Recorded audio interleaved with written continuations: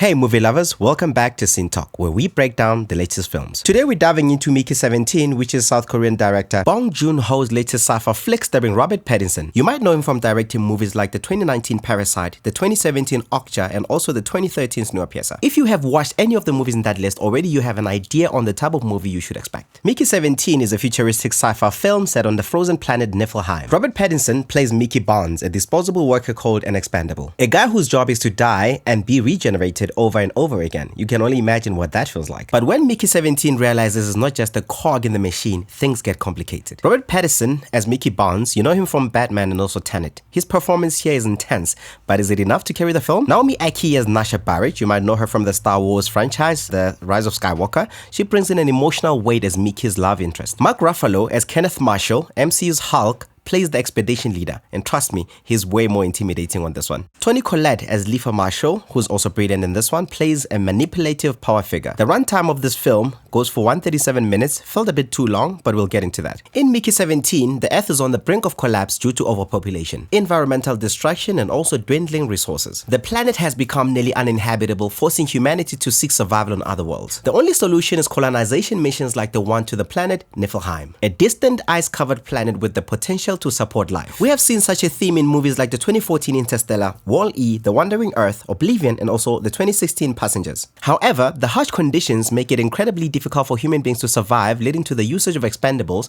like Mickey, clones who can repeatedly die and be reprinted as it's mentioned in the movie. Unlike some who volunteered out of desperation or duty, Mickey had personal reasons for joining the mission. He was escaping a mundane, unfulfilling life on Earth where he felt like an outsider with no real future. The idea of being expendable wasn't glamorous, but it gave him purpose. Only at first. However, as he goes through multiple deaths, he starts questioning his own existence. Then he realizes that it might not be as replaceable as the system claims, setting up the film's central conflict. At its core, Mickey 17 explores capitalism and human expendability, thinks Snowpiercer but in space. It also dives into ethics of cloning and also identity crisis, power structures, and also control. Watching Mickey die in ridiculous ways and come back is both funny and horrifying. A gripping sequence where Mickey is stranded in a freezing crevice is intense, visually stunning, and a highlight of the movie. What works for me in this movie is the strong performances, especially from Pattinson and also Ruffalo. You should expect some dark humor and satire, at least in the first half. For me, what doesn't work with this movie is the pacing. After a strong start, the middle drags and the film loses momentum before picking back up. And I also feel like Nasha and also Leifa could have both had stronger arcs. One thing that also doesn't work for me is the predictable ending. It sets up a big question but plays it safe in the final act. My final verdict is, Mickey 17 had the potential to be a modern sci-fi classic, but it doesn't quite reach that level. If you love thought-provoking sci-fi like Blade Runner 2049 and Ex Machina, this one will also do it for you. But if slow pacing, underdeveloped characters, and uneven second halves bother you, this will not be your thing. Alright, that's my review for Mickey 17. What did you think of it? Was it a sci-fi hit or a slow burn misfire? Please don't forget to like, subscribe, and also hit that bell for more breakdowns. This is Scene Talk, and I'll see you on the next one. Bye for now.